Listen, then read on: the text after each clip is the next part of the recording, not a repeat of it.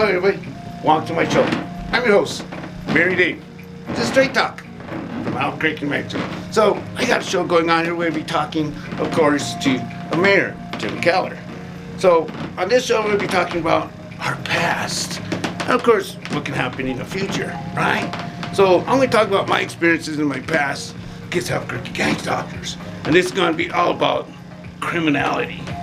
Not criminality, what they do, of course what they do, but try to get criminality on us, right? And so, let's hit the first song. Let's do the first song.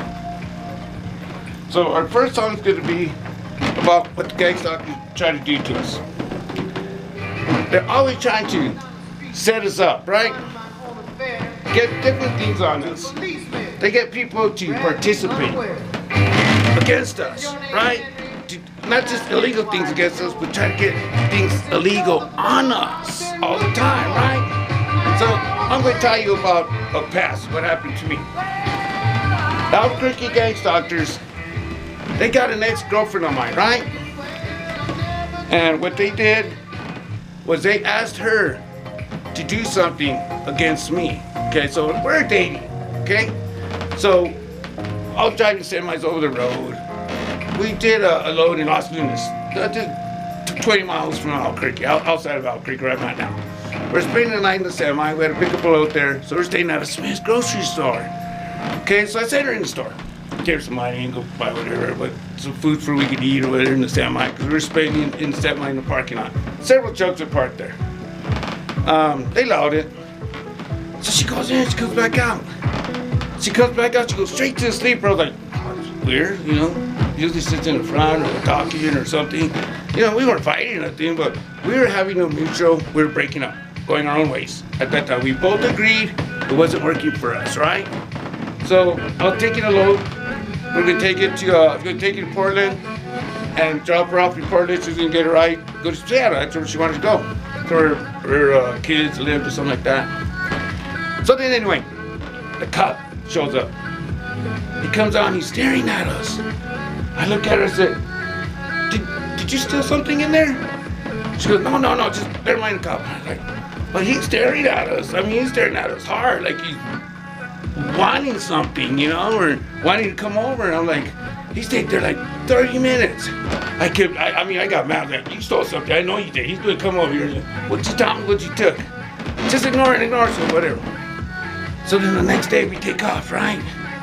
She admits to me what happened, why the cop was there. She goes, let me tell you why the cop was there. I was like, why? What happened? You did steal something, didn't you? I thought for sure she did. She goes, no. While she was in there, two ladies approached her. She knew about my gang stalking already. She was really aware of it. She had two ladies approached her, offered her $100 plus a bus ticket to Seattle. They knew her situation. They knew we were breaking up. They knew I was taking her back to where she was going to Seattle. But they offered her a bus ticket all the way to Seattle, where I want to take her to Portland, have somebody pick her up, you know, skip all that hassle, not that hassle, but skip all that and take her direct where she needs to go. If she told the cop I hit her. That's what they told her. She told me that. She said she couldn't do it. Of course, I never did. We were having a mutual breakup. We didn't have that kind of problem. We didn't get into big fights and like that. She was kind of drinking a little bit too much, and I was in a semi. Couldn't have that. That's our problem, you know. I'm driving semi. She's trying to make mixtures. I'm like, can't be doing that while I'm driving. So you know, we decided to go our own ways. But that's what they offered her. They offered her to set me up to try to say I did something I didn't do. Okay, I got another one. Let's go back to before that. Was it before that or after that? I think it was after that. Yeah, it was after that. Another time in the semi, I drove for a local company out of Rio Rancho, 10 miles from, pretty much butt up against Albuquerque, but it's 15, 20 miles from here. I was driving for a local guy in the semi, California back, and mostly just California. He had a dedicated run. Fresno, LA, San Jose, you know. So anyway, him and it snowed one night. I got stuck in the semi in my driveway. I just backed up only without the trailer and I got stuck. He got all mad and I got, you know, breaking the ice for 4 hours. I got sick. I threw out my back. Something about my back, Seems to throw it out a lot. I don't know, I injured my back seriously when I was 18 and never been the same since then.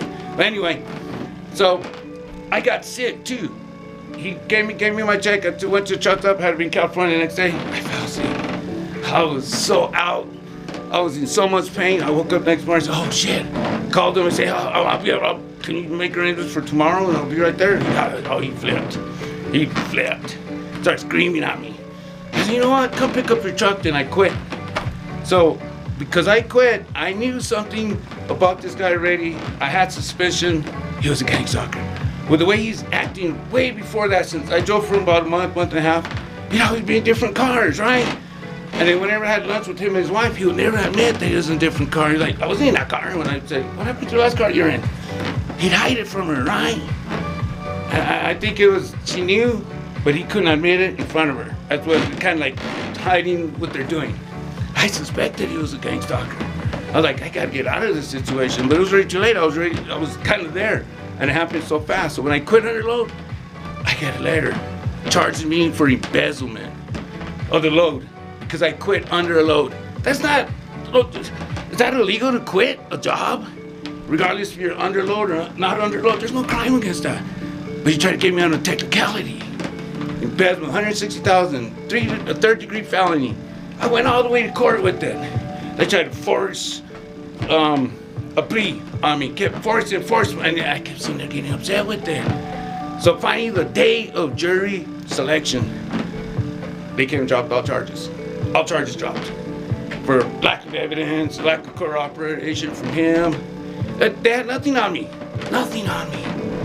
And that's what they do. I mean, how many other times have they approached other people to try to get things against me? How many times have they approached people against you with other people trying to go charges against you that you didn't even know about, or maybe that you did know about?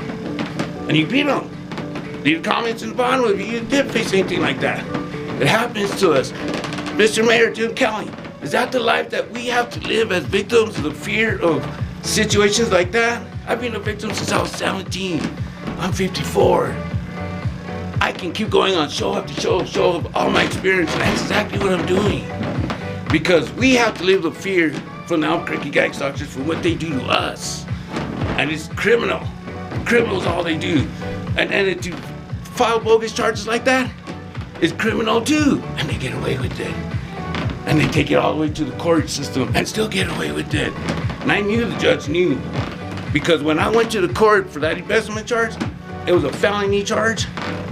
Everybody on that docket got charged, or not charged, got hit with bond.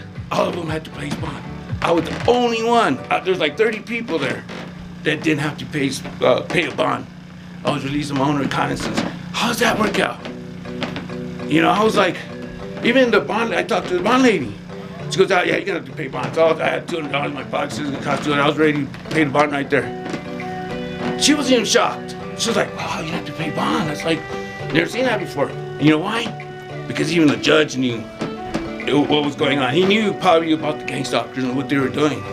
It's all in the system. I'm sure the lawyers there, the district attorneys and public defenders, all of them, I'm sure they're all somewhat not into it, but know of it. I know what's up. I know what's going on. You know, so first I had a public defender when I started. I realized it's not going to work for me. I had to hire an attorney because I knew, like, you know, the public defender, the way he was acting towards me and acting like, just take the plea, just take the plea. I was like, shit, no way, because I know I did nothing wrong. And that's the way the gangstalkers work. So, in light of it, when you go to court, you get face charges like that, who do you call, baby? There's somebody that you can call to protect you. And we always think we need somebody on our side to protect us. So who do we call? Wait. Not this song. We're not gonna call Ghostbusters, right? We don't call Ghostbusters. We got somebody else better than Ghostbusters to call. This is who we're gonna call when we need protection. And who is it? It's an attorney here in Albuquerque. Yeah, they can show up too. And then when you call him and hire him, he even gives you, license plate, baby. Lawyer up. Who is it? You better call Saul, baby. That's who you call for your protection against the gangstalkers, right? Against criminal acts against you. What did Breaking Bad say? You hire a criminal lawyer to fight criminal charges? That doesn't sound good. But anyway, Albuquerque gangstalkers, all they do is criminal acts against us. In light of that, I'm Mary Dave. Say no to gangstalking. Because all the gangstalkers want to do, they want to frame you, baby. Say, Sean, say safe. I support you. Caught me unaware. You know the gangstalkers. I want to frame you. Yeah, I guess so. He said, then come with me, because you're the man we've been looking for. I said, hey, man, I was framed, baby. Hey, no, really, man. Yeah. So let's tell the Albuquerque gangstalkers. Shut the fuck up. They keep on you framing, right? But every time I get the plane, Say no to gangstalkers, baby. Peace. I love you guys. Stay strong. I support you. they put me in the lineup and let the bright lights shine. There was 10 poor dudes like me standing in that line. I knew I was a victim of somebody's evil plan. When this scrunchy looking dude came up and said, Yeah, that's him, man. hey, wait a minute, man, I've been framed, man. Oh, listen to me, Judge, I was framed. I never do nothing wrong. Oh, but every time I get the blame. The prosecuting attorney started prosecuting on me. That dude gave me the first, second, and third degree. He said, where were you on the night of July 29th? I said, man, I was home in bed. He said, Judge, that man's lying. I said, wait a minute, man, I was framed, man.